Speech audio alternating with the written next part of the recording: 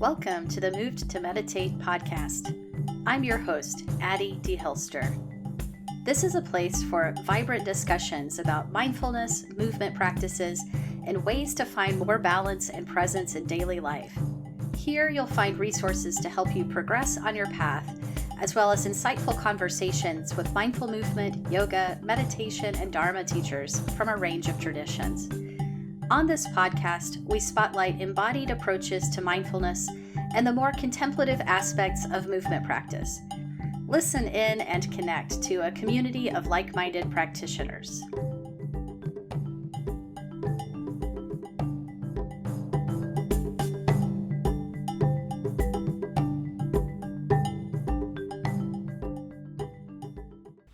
Welcome to episode 100 of the podcast. Wow!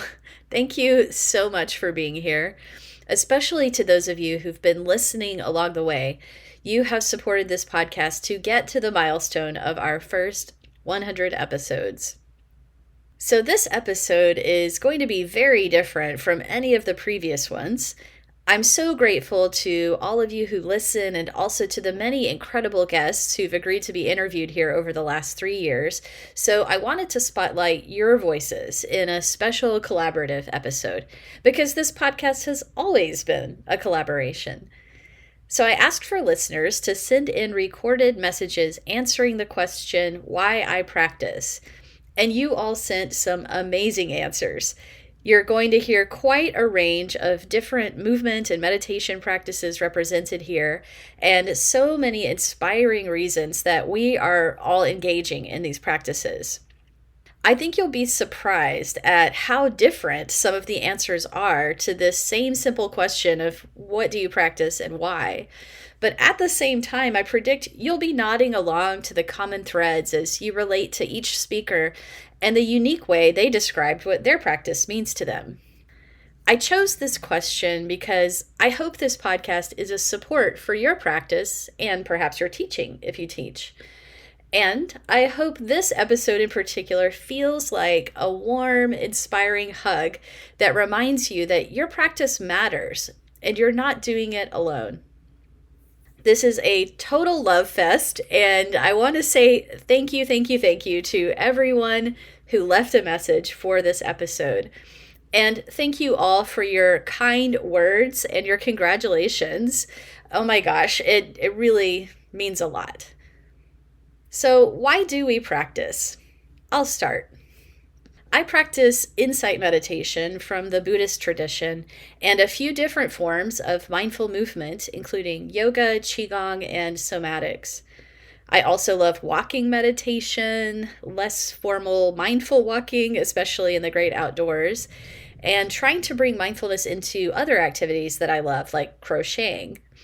These practices are my refuge from the many stressors of being a human trying to navigate life. My body and nervous system and mind need help with that every single day, and it's really not optional for me. To me, mindful movement feels like a way of providing nutrients to my body, almost as essential as food and water.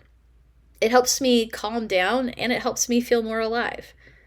Practicing meditation and mindfulness in all of its forms is my way of contemplating the big questions.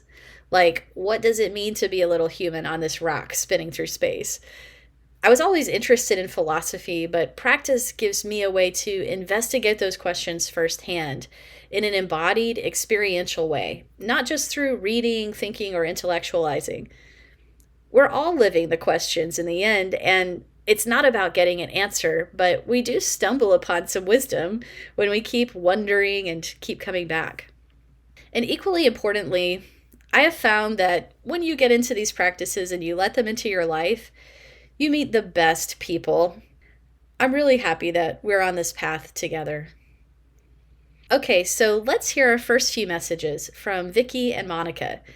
These two both pointed to the big scope of impact that our practices can have on our whole lives in expected and unexpected ways. And Monica LeBaron, by the way, was my guest in episode 89, Simple Therapeutic Yoga to Sleep Well, so you might want to go back and check that one out. But first up, let's hear from Vicky. I began practicing yoga over 15 years ago after my father passed away. I wanted something I could do that would help me to stay fit and healthy for longer than he was able to. What I didn't know and was pleasantly surprised by was how helpful it was emotionally. It was mentally and physically challenging in a gentle way, but emotionally has carried me since then through a divorce, through illness with my children, through many of life's challenges, including cancer.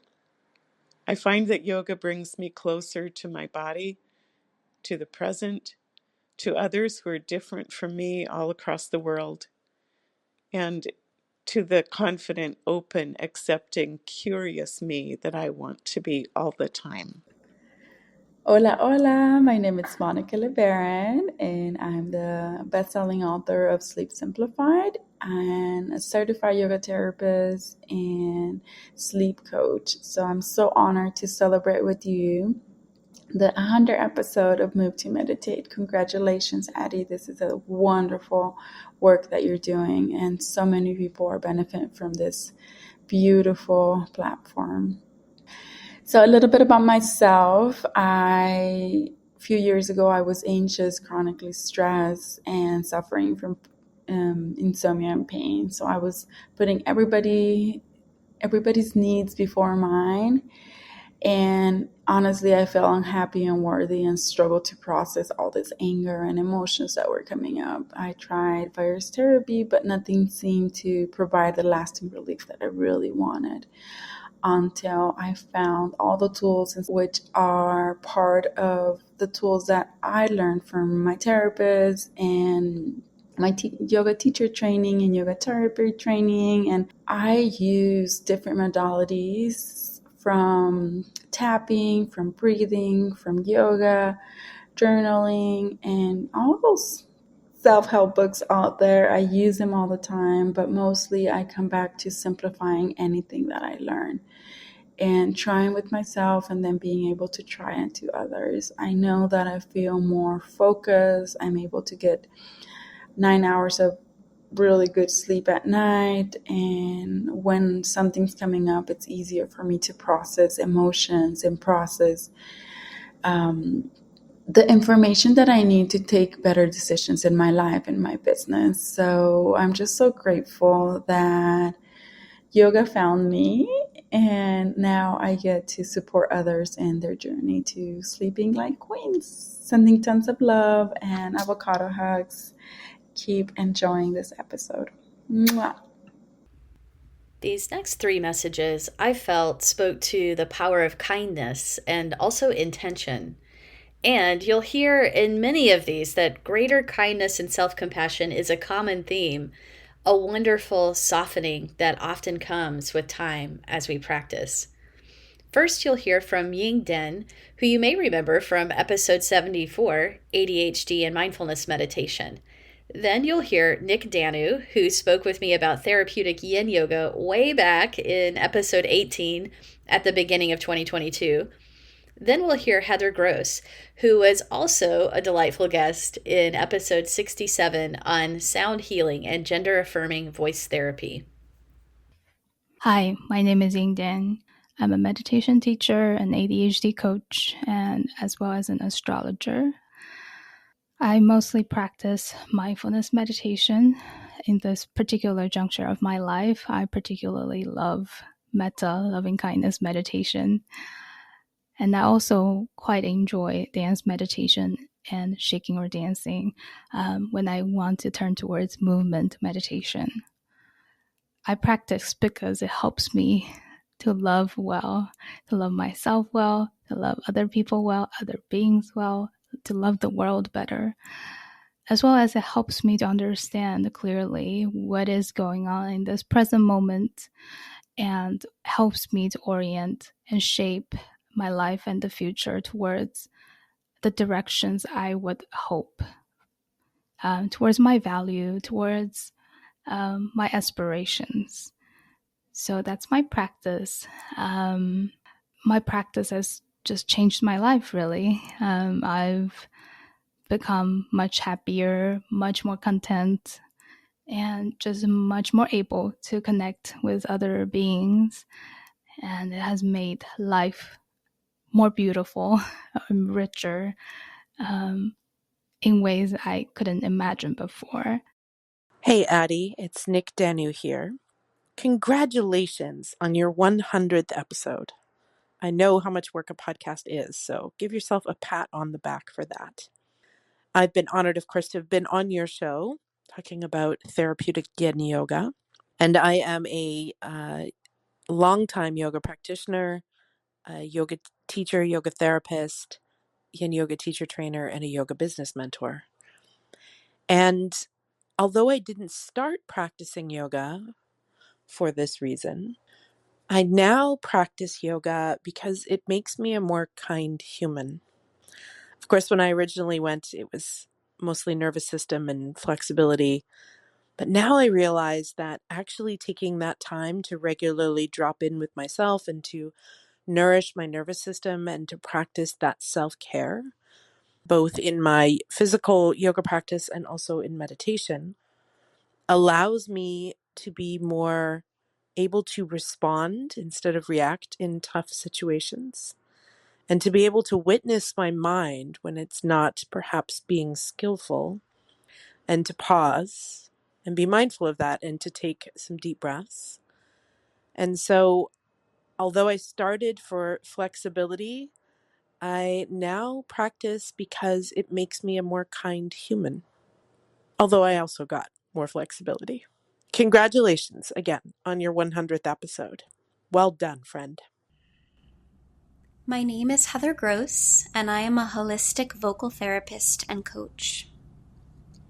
In my vocal studio, I integrate mind-body practices with vocal technique to help individuals connect with and unlock their authentic speaking and singing voice. My yoga practice has been life-affirming and life-saving. I practice a variety of asana styles, from yoga with flow to more of the yin-like yoga. I also practice the principles of yoga in my everyday life by living the values of the practice, including mindfulness, nonviolence, and compassion. There are so many reasons why I practice yoga, but the one that comes to mind is the opportunity to connect with myself. Whenever I'm on my mat, I'm reminded to tune in to what my nervous system needs. The practice of yoga helps me to release the idea of who and how I should be and connect with my truth. I have even discovered the root cause of my chronic undiagnosed symptoms through my mindfulness practices. I'm so grateful for this practice and for the opportunities to integrate yoga into my work, and for the somatic self-healing that it has brought me. Such a gift. And now a word from our official podcat, Mustache. Mustache. Do you want to be on the podcast, Floyd? Yeah. What do you think about the 100th episode? Aw, I got pets. Thank you, Boyd. Thanks for indulging my silliness. He came in here while I was working on these, and I couldn't resist including Mustache.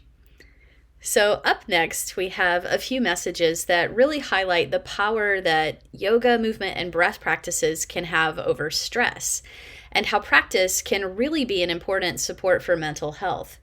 First, you'll hear Jill Ippolito, who is the founder of a nonprofit called Uprising Yoga, which has done beautiful work with incarcerated youth for many years. We talked about that in episode 54. Then we have JPB, also known as Jessica Patching Bunch, who has been on the podcast twice. In episode 25, we talked about the neuroscience of stress resilience, and then in episode 59, we discussed green exercise and the benefits of practicing mindfulness in nature. Let's hear these. Congratulations on your 100th episode, Addie. Describing my yoga practice would be like taking medicine. Something I need to do. I fight with it a lot. I do contrary action and get out of the house. Sometimes I grumble getting there, but I'm so grateful. I've been practicing since 2001, and why I do it, mainly mental health, but sometimes and often 911 yoga. Shut the day down and get in the room. I remember I don't have to go to a class to practice. I can do it at home just by moving my body in whatever way it wants to, gigantic stretches, and to put on my oxygen mask first. Make sure I get the self-care I need before I go out and teach any of this, any healing modality, yoga, mindfulness, meditation, breathing. Before facilitating and teaching that for others, I need to make sure that I have given that to myself first. So the cup is full. And a new person before yoga and after yoga, night and day. And I'm just so grateful for my practice. Hi, I'm JPB. I am a stress resilience coach with a mission to change the way that we understand and approach mental health. I teach skills based in neuroscience research to lower, manage, and deal with stress and anxiety. And I also try and practice what I teach. The things I practice the most are breathwork, vagus nerve engagement techniques, and movement of all kinds to help build my interoceptive skills and move the stress energy from my body. I practice to preserve my sanity. I practice so that I can make it through my days without feeling overwhelmed and agitated by anything and everything. And I practice so that I can create space to choose my responses to the inevitable stress of life. I practice these body based skills because we cannot talk ourselves out of or think ourselves out of a physiological response in the body. I practice so the daily stress doesn't overflow into the next day and the next day, creating chronic stress that previously created very real health issues for me. I practice because it literally changed my life with zero exaggeration. The next two messages are from Sonia and Leslie, who are both graduates of last year's Mindful Movement teacher training. When I heard each of their messages, the theme of embodiment really stood out to me. Practicing mindfulness of the body and through the body, learning to listen to the body, deepening acceptance and appreciation for the amazingness of our physical being. Let's hear these. Hi, my name is Sonia. I am a graduate of Addie's Mindful Movement teacher training, and I consider myself a lifelong student and teacher of mindfulness and meditation. And I believe we're all lifelong students of life, whatever it is that we do. My movement and mindful practice to me often consists of whatever I'm called to do that day, if I'm just practicing for myself, and often with others as well. I've learned that it's very important to me, sometimes easier than other days, sometimes easier than other times, to listen to myself, listen to my body and what it needs for that time, that day, that moment. And that can shift and change day to day, moment to moment, and that's okay. Your practice doesn't have to be regimented and outlined if you don't want it to be. It's perfectly fine to move around and jump around and do what you feel called to do, I believe. And to me, again, sometimes more challenging than other times, when I feel like I don't have the energy or time or bandwidth to practice, that's often when I need it the most. So sometimes I'm able to engage in a longer practice of mindfulness, meditation, and or movement. But sometimes it might be quite short, and that might be all that I have the space to do. And from my perspective, that's just fine. And even if I'm injured, say, and I'm not able to move the way that I want to me, I find it just as beneficial to even think about that movement, and the body processes that as movement. So I hope what I've said is helpful to some. And I encourage everyone to just try, if they can, to listen to themselves. And this message is from Leslie. First things first, congratulations, Addie, on the 100th episode of your podcast. May you continue this valuable offering one episode at a time. I have been practicing mindfulness meditation for a considerable amount of time, and along with that, I have also practiced yoga and qigong. but it has only been in the last couple of years that I have intentionally integrated them and have done so based on the four foundations of mindfulness, which comes from the teachings of the Buddha and were deeply imbued in the MMTT by Addie. To become aware of not only the physical sensations I experience moment to moment with curiosity, while at the same time noticing the processes of the mind, the pleasant, unpleasant thoughts, feelings, has been transformative. I can then take what I have experienced in my mindful movement practice into the other moments of my day where I can be less reactive, kinder, and take better care of myself. One of the greatest gifts of my practice is the relationship I have developed with my body. A body that for a long time I was ashamed of, embarrassed by, and loathed. I have come to see it as amazing and perfect, just as it is. Okay, true confession, there are times when some judgment sneaks in, but I can kindly remind myself that I cannot control the laws of gravity. I'll end by offering a deep bow of gratitude to you, Addie. Thank you for your generosity in sharing the fruits of your efforts, your experience, wisdom, and practice with all those whose lives you touch. Onwards, one moment at a time. Thank you, Leslie. Some of the messages we've heard already have touched on the value of practice for stress relief, mental health, and self-discovery. The next two messages are both from practitioners who also work as therapists, so they will share how they use yoga, movement, and meditation to sustain themselves and to assist their clients. And you may remember them from earlier podcast episodes. First, we'll hear from Melissa Smith, who joined me in episode 22 to talk about somatic restorative yoga. Then we'll hear Chris McDonald, who was my guest in episode 55, with some great tips for developing a meditation habit. You might want to go back and listen to these. Hi, I'm Melissa Smith. I'm based in Santa Fe, New Mexico, and really honored to be on this extraordinary episode. So thanks for having me. You asked what I do and why, and I think it's a beautiful question. I have found that my practice over the last 30 plus years has shifted from exercise-based or performance-based to a more subtle inward practice. And I also see myself moving around that circle again.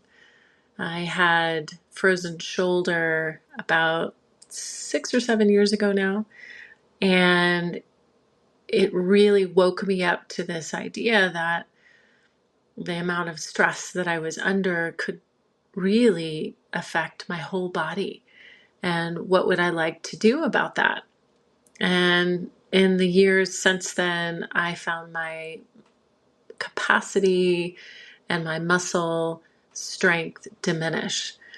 So while my main practice is restorative yoga, and I teach teachers how to do restorative yoga, I also believe now more than ever, with an influence of my teacher, Jules Mitchell, how important strength and doing a variety of different things, different modalities to help the body feel strong, alive, and beautiful from the inside out.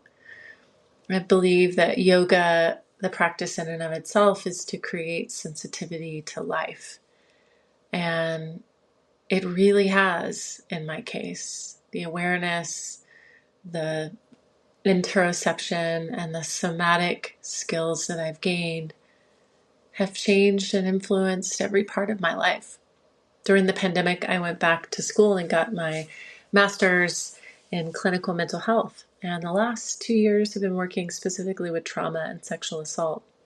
So being able to incorporate these somatic practices, whether it's mindfulness, meditation, some movement, has been empowering and has offered clients agency I think they didn't even realize they could tap into. And it's a beautiful gift to give. Thank you for having me, and I wish everyone out there in their journey joy and curiosity. Hey, Addie. This is Chris McDonald from the Holistic Counseling Podcast. I wanted to say congratulations on your 100th episode. I think that's an amazing accomplishment. And you were asking listeners to call in to share their yoga practices. So I started yoga about 2015 and have a daily personal asana practice. I do meditation most days and do pranayama as well. And I have found that it has benefited me so much personally and professionally. So it helps keep me grounded, helps me manage stress better. I'm less reactive when stress comes up. And I use it with clients in mental health counseling sessions. I also teach therapists how to integrate yoga into sessions, which is a really an amazing experience to witness this with the therapists that I help. So I get to see the benefits with clients and how it helps them to be more emotionally regulated, helping with anxiety, and of course, even depression. So teaching some of these energizing practices. So it's just such an amazing gift to witness how much it can help people. And I love how it helps keep me personally grounded as well. Best of luck with the podcast. And this is one of my favorites. And I think I've listened to almost all of them. So take care, Addie. And I hope you're doing well. This next batch is really sweet, with 3 messages highlighting the role that our community and our teachers play in shaping our practice. You'll hear from Francine Ang, who is a wonderful restorative and yin yoga teacher, Reiki practitioner, and highly intuitive, fun person. And then you'll meet Savannah Janian, who just lights up any room with her friendly smile. I met both of them at Spiral Path Yoga Center, which was my studio in California. Like I said before, when you get involved with these practices, you meet the best people. Then you'll hear from my husband, Mike. Wasn't it sweet of him to record a message for the podcast? It's really no surprise because no one has supported me more through all the ups and downs and twists and turns of my career as a mindful movement teacher. I'm really grateful for him every single day. Okay, here's Francine. Congratulations, Addie, with your 100th episode of your podcast. I am Francine, and I'm based in Sierra Madre, California. Why do I practice? So I've been practicing yoga, mindfulness meditation, breath work, mindfulness movement for a few years, and it has offered me a comprehensive approach to my well-being. Through the blends of postures, breath work, mindfulness meditation, movements, I found that it's not only enhanced my physical health, but it definitely has helped me to manage my stress more effectively. And the moments of self-awareness during my practice have been invaluable, allowing me to better understand and balance my emotions. But the most important reason why I practice is the community. It is the supportive community that it connects me to the people that I meet either online in classes or in-person classes or retreats or teacher trainings where I share experiences with like-minded people and how we all grow together as a tribe. That has totally deepened my practice and have given me a profound sense of clarity, inner peace, and overall happiness in my personal growth. Thank you so much for holding space for us. Hi, my name is Savannah Janian, CPA, founder of Green Plus CPA. After passing my CPA exam in 2017, I faced with chronic pain and discomfort from spending nearly a year and a half sitting at the desk to study. Learning for the CPA exam was tough enough, especially since English is my third language and I didn't attend school in US. When I discovered yoga, I thought it might be helpful or it might help me release the tension that had built up in my body. So I decided to give it a try and attend my first yoga class in La Crescenta, California. That was where I met my lovely Eddie, my amazing instructor in her private yoga center, and immediately loved her teaching style. Eddie, you are the main reason I continue to practice yoga. I've learned so much from you and I'm still learning every day. I have always believed that our first teacher, first boss, or the first experience with a new skill plays a huge role in whether we stick with it or not. And I'm so grateful that I met you. And I feel like you plant a wonderful seed in my heart. Why I practice yoga and meditation, I always say, you are one of the reasons. Thank you, Eddie. Love you. Hi all, my name is Mike DeHilster, and you guessed it, I'm Maddie's husband. First, congratulations on your 100th podcast episode. I'm so proud of you. Why do I practice? Well, you made me. When you first started learning to be a yoga teacher, I was your guinea pig, but I kept doing it when you started your first class, and my body started to feel better. Then you started Vipassana meditation and told me that I had to try it. I did, and was introduced to the practice of mindfulness, and my mind started to feel better and be more resilient. And then more recently, you started learning and practicing Qigong, and it wasn't long before you once again told me I just had to try it. So I tried that one too, and I think it's my favorite practice of them all. The simple combination of mind and body and breath keeps me coming back. All these practices are mine now, but you are the reason I have any of them. So thank you, my love, for making me your guinea pig all those years ago. Yeah, those got me. Thank you. All right, we have a few more messages, and I put these together because I felt like they sort of bring us full circle to see the big picture of why we practice. First, we'll hear from lovely podcast listener Thea, then from Jenny Delich of Chi Curious Qigong. Then we'll close out the messages with a poem from Terry Littlefield. That's right, she wrote a poem for us. Terry was my very first interview on the Moved to Meditate podcast. We talked about gentle yoga not being boring, so it felt appropriate for my very first guest to be the last message on this special episode. So let's enjoy these messages. Hello, my name is Thea. My pronouns are she and her. I began an intentional yoga practice as a teenager. Yoga means freedom to me. When I step onto my mat, it's an opportunity to just be in my body, to let go of all my stress and troubles and just find some serenity for a few minutes of the day. It's an opportunity to just be at peace with myself, to be complete, to be whole, without any expectations, without a determined outcome. It's a chance to just be, to just exist in perfect harmony. Hi, my name is Jenny Delich. I founded Chi Curious Qigong, and I'm a Qigong instructor online and in the Pacific Northwest. But of course, I also have a personal practice, and my Qigong practice really was born out of my previous belly dance practice. I had been a belly dancer for many years and just really loved the embodiment of movement that I found there.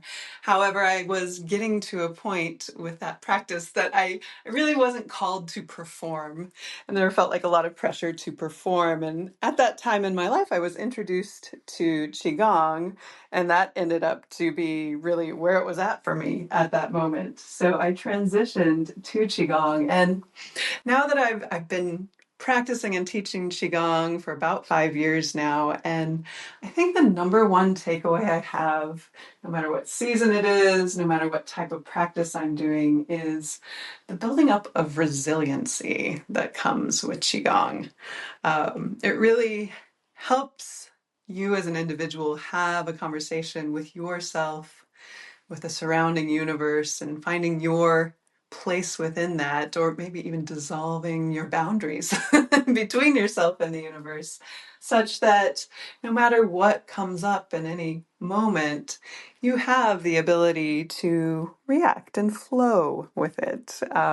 So that sense of resilient flow that comes from the Qigong practice, I think, is one of its greatest gifts.